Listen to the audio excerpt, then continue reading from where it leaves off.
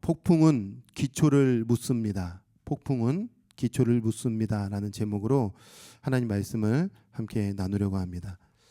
오래전에 장년부 어른 중심의 사역을 했었을 때가 있습니다. 그때 한 권사님이 찾아오셔서 병원 신방을 요청하셨어요. 병원 신방을 가게 되었습니다. 근데 그 병원 신방에 갔던 그 대상이 누구냐면 권사님의 남편분이었어요.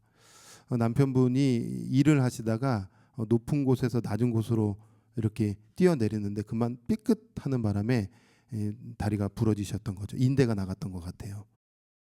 병원 신방을 하면서 이제 이런저런 얘기도 하고 기도하고 예배하는데 권사님이 간절히 요청하는 것이 하나가 있었어요. 그게 무엇이냐면 남편이 성실합니다. 그리고 정말 일을 열심히 합니다. 남에게 피해 주는 것을 싫어합니다. 그래서 이렇게 가만히 보니까 다 낳기도 전에 일하러 갈 것 같다는 거예요. 퇴원해서. 근데 이분이 이제 선장님이시거든요. 그래서 저 목포 지역으로 가서 또 배를 몰아야 되기 때문에 갈 것 같다는 거예요. 그래서 목사님 좀 잘 권면해 주셔서 다 낳고 갈 수 있도록 그렇게 얘기를 해달라는 거예요.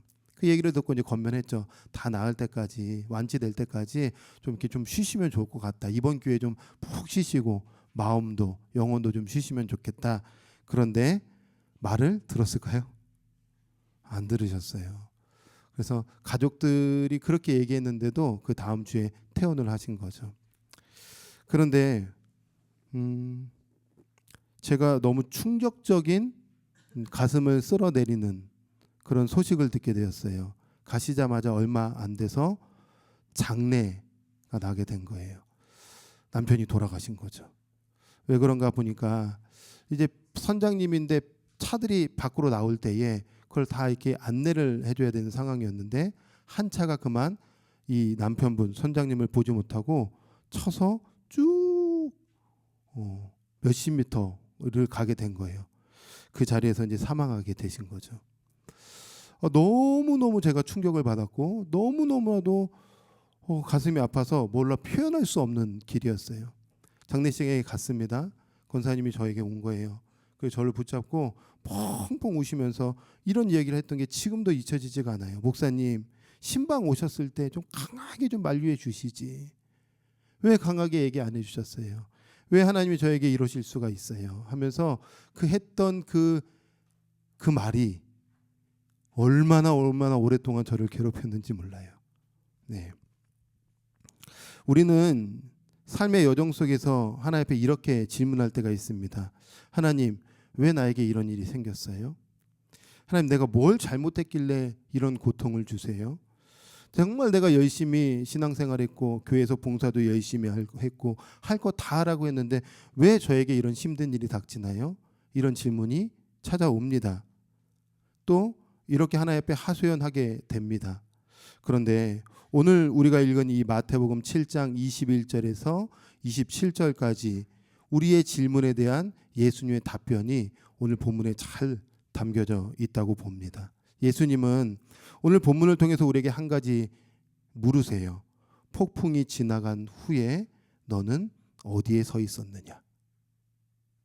폭풍이 지나간 후에 너의 영혼은 어디에 서 있었느냐? 오늘 이 물음을 품고 오늘 본문 속으로 들어가서 특별히 본문에서 21절에서 23절의 말씀을 한번 우리가 잘 살펴보고 그리고 오늘 본문에 조금 더 우리가 깊이 살펴보려고 하는 24절에서 27절까지의 두 집 비유 이야기를 함께 우리가 생각해 보면서 하나님께서 오늘 우리에게 요구하고 요청하시는 것이 이것이구나라는 것을 마음에 새겨보는 시간을 가져보려고 하고 특별히 우리 청소년들 오늘 본문의 말씀을 한번 잘 마음에 한번 새겨보면 좋을 것 같아요. 22절의 말씀에 보니까 이렇게 말씀합니다. 그날에 종말의 날에 심판의 날에 많은 사람이 나더러 주여 주여 우리가 주의 이름으로 선지자 노릇하며 주의 이름으로 귀신을 쫓아내며 주의 이름으로 많은 권능을 행하지 아니하였나이까? 라고 말할 겁니다. 여러분 등장하는 사람을 한번 잘 생각해 보십시오. 게으른 사람일까요? 아니에요. 불신자일까요? 아니에요. 정말 신앙에 열심히 있는 사람입니다.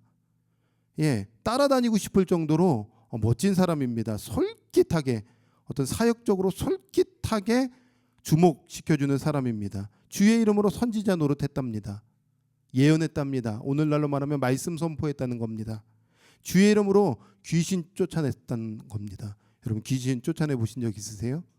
여러분 그렇게 귀신 쫓아내는 집사님, 권사님, 사역자, 청년들 보면 굉장히 신령해 보이지 않을까요?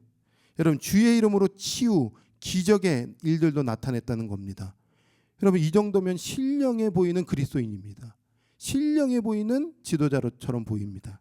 그런데 23절의 말씀에 보면 그때에 내가 그들에게 밝히 말하되 내가 너희를 도무지 알지 못하니 불법을 행하는 자들아 내게서 떠나가라 라고 말씀한답니다. 여러분 우리 주님이 뭐라고 말씀하시냐면 내가 너희를 도무지 알지 못한다라고 말씀하신다는 거예요. 여러분 그리고 또 말씀하세요. 불법을 행하는 자들아 내게서 떠나가라. 불법이 뭘까요? 율법이 없다, 말씀이 없다라는 뜻이에요. 여러분 이거 오늘 이 말씀처럼 무서운 말씀이 어디 있어요? 저는 굉장히 무서운 말씀이라고 생각해요. 아니 주님의 이름으로 능력 행했잖아요. 주님의 이름으로 귀신 쫓아냈잖아요. 주님의 이름으로 말씀을 선포했잖아요. 그런데 왜? 무엇 때문에 우리 예수님이 우리 주님이 난 너희를 도무지 알지 못한다라고 말씀하실까요?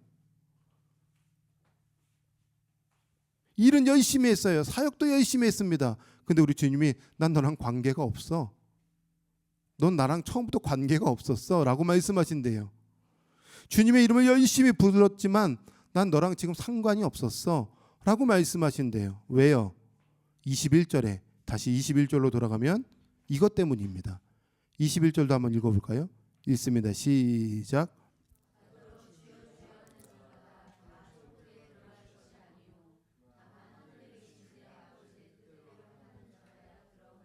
핵심이 뭘까요? 주여 주여 열심히 했다고 하나님이 기뻐하실까요? 말로 하지 말라는 거예요. 주님의 이름으로 능력 행하고 귀신 쫓아내고 선포했다고요? 그건 주님의 이름의 능력이 있는 거지 네 능력 아니라는 거예요. 겉이 중요하지 않다는 거예요. 핵심이 뭐예요? 맞아요. 하늘에 계신 내 아버지의 뜻대로 살았냐? 뜻대로 행했냐?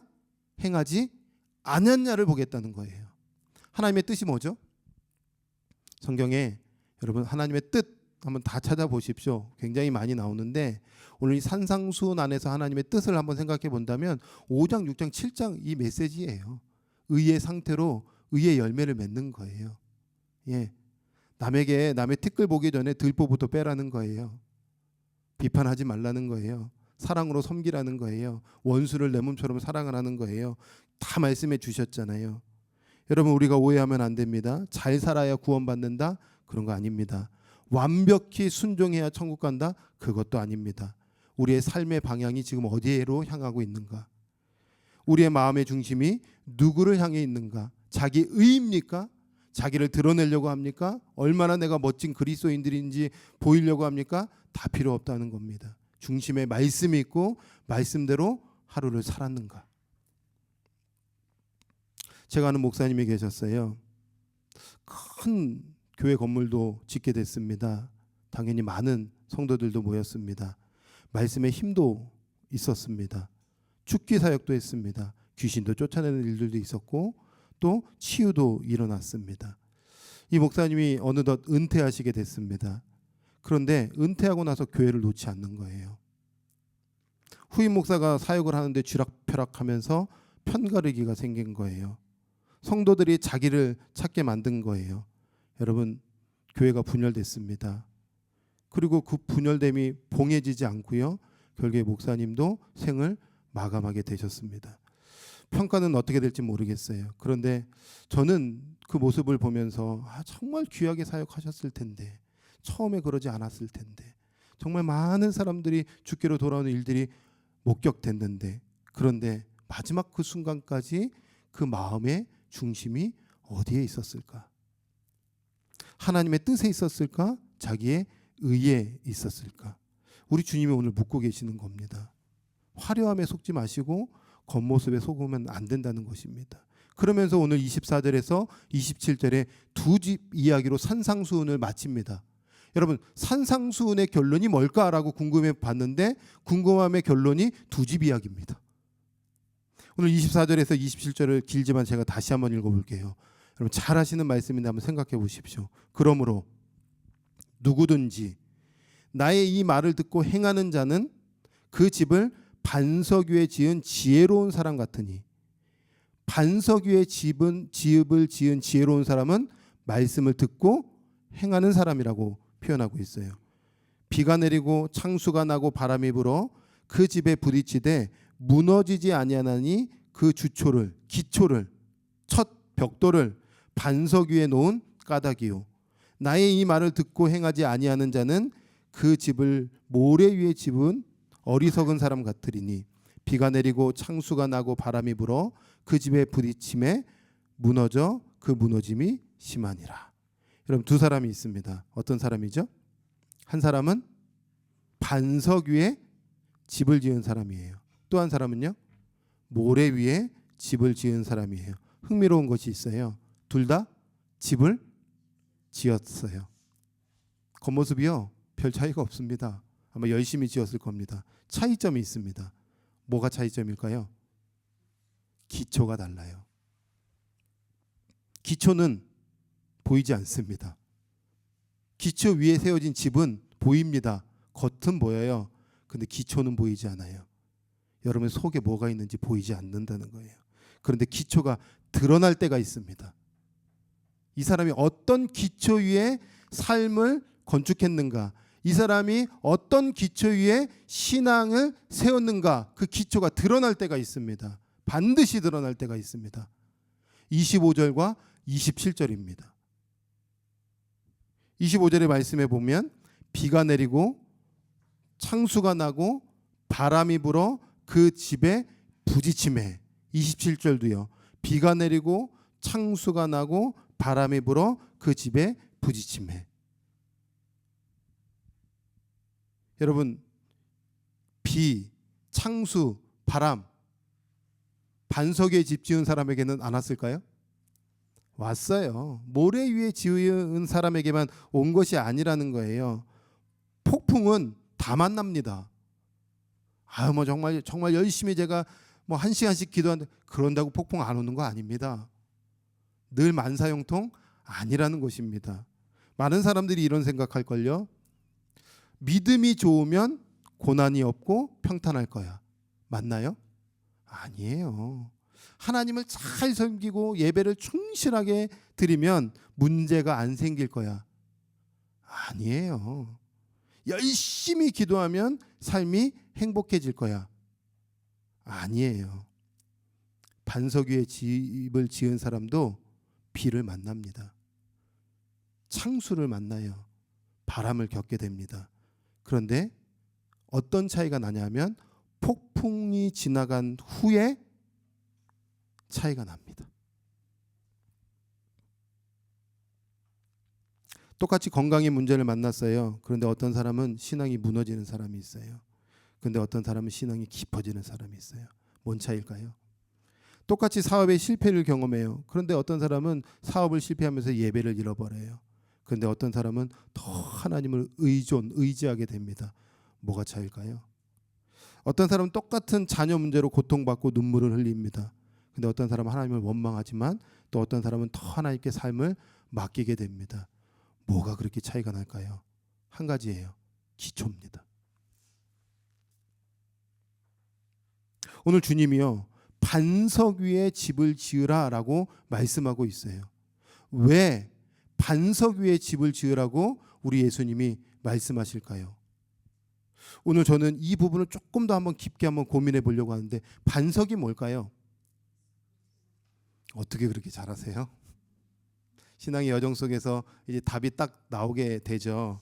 오늘 본문 외에 마태복음에서 반석이란 단어가 한 번 더 등장하는데, 마태복음 16장 17절의 말씀에 이렇게 나옵니다. 너는 베드로라, 이 반석 위에 교회를 세우리니. 이 무슨 얘기냐면요, 베드로가 예수님 앞에 이렇게 고백해요. 주는 그리스도시요 살아계신 하나님의 아들이십니다라고 고백. 그 고백의 대상이 누구냐면 그리스도 예수입니다. 그러니까 성경에서 말하고 싶은 핵심은 뭐냐면 반석이 그리스도라는 것을 의미한다는 거예요. 뿐만 아니라 요한은 이렇게 말씀합니다. 요한복음 1장 1절에서 3절의 말씀에 보면 태초에 말씀이 계시고 이 말씀이 하나님이세요. 빛이세요. 그 말씀은 곧 예수 그리스도를 말하려고 하는 겁니다. 그럼 연결시켜 보십시오. 반석은 예수 그리스도를 의미하고 예수 그리스도는 하나님의 말씀을 의미한다는 것을 알 수 있죠. 그러니까 반석에 집 짓는 사람은 오늘날로 말하면 뭐예요? 하나님의 말씀 위에 삶을 건축해가는 사람들이에요. 나의 이 말을 듣고 행하는 자가 곧 말씀 위에 집을 짓는 사람이에요. 의미 있어요. 행한다는 것은요 현재형입니다. 제가 계속 시제를 지난주에도 얘기했는데 현재형입니다. 어제 지었다고 끝이 아닙니다. 삶의 여정 속에서 늘 계속적으로 지속적으로 반복적으로 하나님의 말씀 위에 자기를 건축해 가라고 우리 주님이 말씀하고 있는 거예요.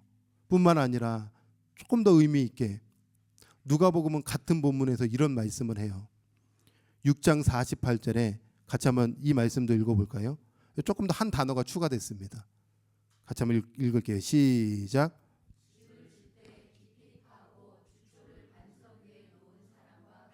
예, 저는 이스라엘 가본 적은 없지만 집을 지을 때 이 땅 구조 자체가 비가 내리고 비가 그치면 땅이 이렇게 딱딱해진대요. 딱딱해지니까 그 위에 바로 집 지으려고 하는 경우가 있잖아요. 근데 그 지형 자체가 땅을 계속 파고 내려가면 반석, 단단한 돌, 석회암인가요? 있다고 하더라고요. 찾아보니까. 여러분 이게 무슨 얘기냐면 깊이 파래요. 파다 보면 뭐 만나요? 반석을 만나고 그 반석 위에 주초를 쌓아서 집을 지으라고 말씀하고 있는 거예요. 파야 됩니다. 표면적인 흙을 제거하고 자갈도 제거하고 모래도 걷어치우고 반석이 나올 때 그 반석 위에 집을 재건해 가는 겁니다. 여러분 신앙도 마찬가지라고 생각해요. 표면적인 신앙이 있죠. 거칠의 신앙이 있죠. 남을 보이기 위해서 하는 모래와 같은 신앙 모습들이 있죠. 그거 다 제거해야 됩니다. 진짜 말씀, 진짜 예수 그리스도 위에 여러분의 삶을 올려야 됩니다. 누군가가 물어볼 거예요. 겸손이한테 물어볼 거예요. 찬이한테 물어볼 거예요. 겸손아, 찬아, 이제 군대 가면 홀로 독립신앙생활 할 텐데 뭐 이런 장난스러운 고참들 만납니다. 교회 왜 다녀? 뭐라고 대답할 거예요? 부모님이 다니라고 해서요. 표면적인 거 다 치워버리라는 겁니다. 교회에서 뭐 이렇게 봉사 열심히 해? 뭐 이렇게 찬양 열심히 해? 하나님께 복 받으려고요. 뭐 잘 보이려고. 다 거칠어진 거 다 치워버리라는 겁니다. 중심에 정말 예수 그리스도가 주대심이 있냐는 거예요. 내 삶의 주인이 하나님이라는 정말 존재적 고백이 있냐는 거죠. 그래서 정말 맡기냐는 거예요. 아버지가 다 알고 계시는데 그 아버지께 여러분의 인생을 전적으로 의탁하고 있냐는 거예요. 작은 것 하나도요. 물질도요. 건강도요. 삶의 미래도요. 70년 80년 누가 장담해 줍니까? 오늘만 내 날인데. 여러분 기억하십시오. 우리가 반석을 붙드는 것이 아니고요. 반석이 우리를 붙들고 계시는 겁니다. 우리가 무너지지 않는 이유는 여러분이 강한 성품을 갖고 있기 때문에가 아니라 진리 위에 건축하면 여러분 우리는 무너지지 않게 되어 있습니다. 여러분 저는 여기서 궁금한 점이 있어요. 여러분들 같이 궁금해 하셔야 되는데 왜 예수님은 굳이 마태복음 안에서 세 가지 자연재해를 언급하실까요? 비, 창수, 바람. 하나만 얘기해도 되잖아요. 비가 뭐죠? 창수는 뭐죠? 바람은 뭐죠? 이걸 오늘날로 표현하면 뭐죠? 폭풍. 좋습니다. 굳이 왜 세 단어를 끄집어 왔을 거냐? 비만 얘기하셔도 될 텐데. 바람만 얘기해도 되잖아요. 여러분, 단어는요, 성경의 단어는 그냥 쓰여진 단어가 하나도 없습니다. 비라는 단어가 브로케라는 단어인데요, 신약에서 이때 한 번만 딱 쓰여 있어요. 그러니까 신약에서 이 단어의 의미를 찾으려면 찾을 수가 없어요. 그래서 구약으로 들어가야 됩니다. 히브리어로 가면요, 의미의 계열이 나오는데 그 단어가 게셈이라는 단어예요. 몰라도 돼요. 근데 게셈이라는 단어가 언제 등장하냐면 창세기 7장 12절에 처음으로 등장하기 시작합니다. 창세기 7장은 6장, 7장, 8장은 노아 홍수 때의 일이죠. 그런데 12절에 나오진 않았지만 제가 한번 읽어드릴게요.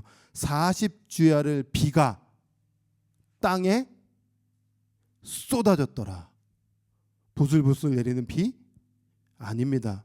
위로부터 내리는 쏟아지는 폭우입니다. 감당할 수 없는 폭우입니다. 이건 사건이에요. 그러니까 예수님이 말씀하시는 그냥 비는 어떠한 그냥 보슬보슬 내리는 비를 말하는 게 아니라요, 감당할 수 없을 정도의 불가항력적으로 위로부터 주는, 우리가 도저히 피할래야 피할 수 없는 사건을 말하는 거고 상황들을 말할 수 있겠죠. 예를 들어 이런 거라고 저는 봅니다. 갑작스럽게 예고치 않게 불가항력적으로 찾아오는 건강 악화. 요즘으로 말하면 너무 우리를 두렵게 하는 암. 이거 피할 수 없잖아요. 내가 만들어낸 게 아니잖아요. 갑작스럽게 찾아올 수 있는 일이잖아요. 사랑하는 사람들의 죽음. 갑작스럽죠. 예기치 않은 사고. 하루아침에 일어나는 재난. 불가항력적이고 내가 선택하지 않는 일들이 찾아옵니다. 비는 와요. 폭우가 쏟아진다니까요. 노아 때 폭우가 노아는 피해가지 않았습니다. 노아 시대 때 살았던 사람들에게도 다 찾아왔습니다. 근데 노아는 피했어요. 어떻게 해요? 예, 피할 길을 예배해 주세요. 방주 속으로 들어가라는 거예요. 방주 밖에 있었던 사람들은 쏟아지는 폭우에 쓸려갔습니다. 근데 방주 안에 들어갔던 노아와 노아의 가족들은 생명을 얻었습니다. 말씀 위에 서 있는 사람들은 생명, 영생을 얻게 됩니다. 말씀 밖에서 살아가는 사람들에게는요, 어둠이 몰려옵니다. 두 번째, 창수도 얘기합니다. 창수. 이거는 그냥 범람하는 강물이에요. 범람하는. 경계를 넘어서 밀려오는 물을 말하는 거예요. 지속적으로 땅에서부터 올라오는 압박, 아래서부터 밀려오는 수많은 것들. 뭐 있어요? 끊임없이 경제적인 어려움이 밀려오잖아요, 막. 예. 반복적으로 오는 관계의 갈등들이 있잖아요. 세상의 경쟁에서 좌절하는 삶의 계획들도 몰려오잖아요. 하루 이틀의 문제가 아니잖아요. 계속적인 문제들이 찾아오잖아요. 여러분, 이런 삶에서 찾아오는 이런 창수를 만나신 분들 없으세요? 있잖아요.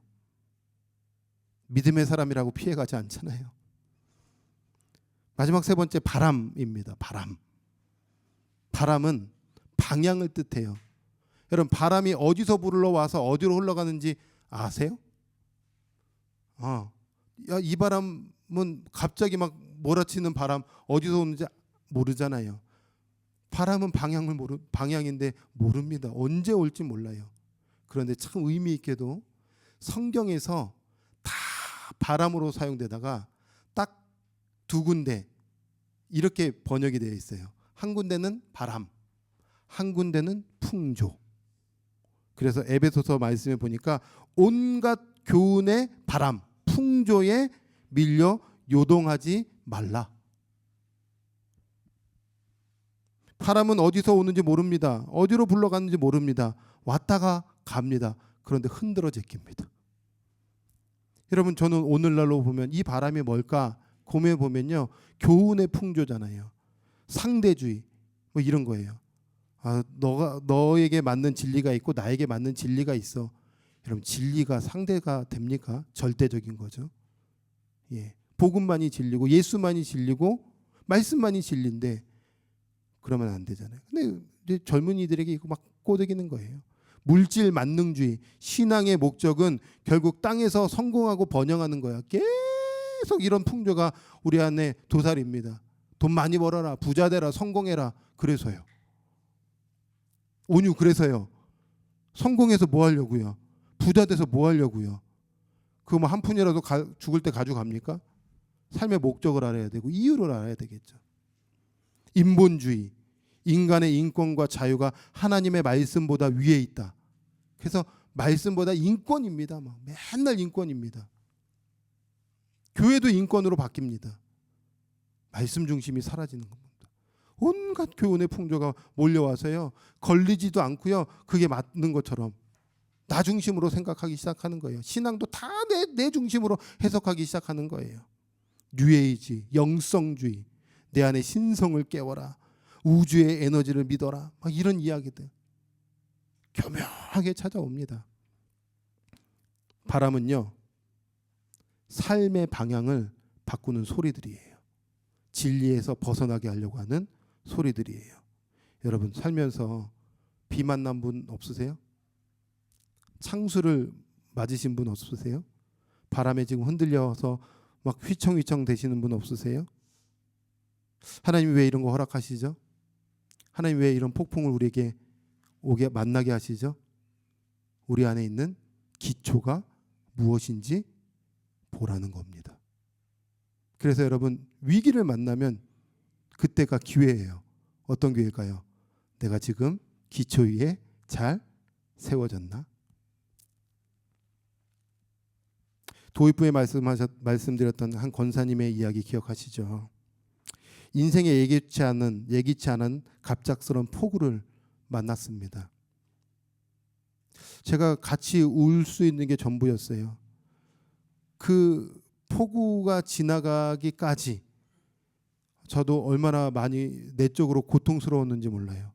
이런 기도했던 게 기억나요. 하나님, 저에게 예언의 능력이 있었다면 그 사고당한 남편 집사님의 바로 일주일 뒤를 제가 하나님 앞에서 확 뭔가 좀 부어져서 알았다면, 집사님 일주일 뒤에 어려움 만날 수 있으니 병원에 나가지 마세요, 이런 얘기를 혹시라도 해줄 수 있었다면, 구약의 예언자들처럼 그런 예언이라도 할 수 있었다면 얼마나 좋았을까. 저도 얼마나 내적으로 고통스럽고 트라우마가 있었는지 몰라요.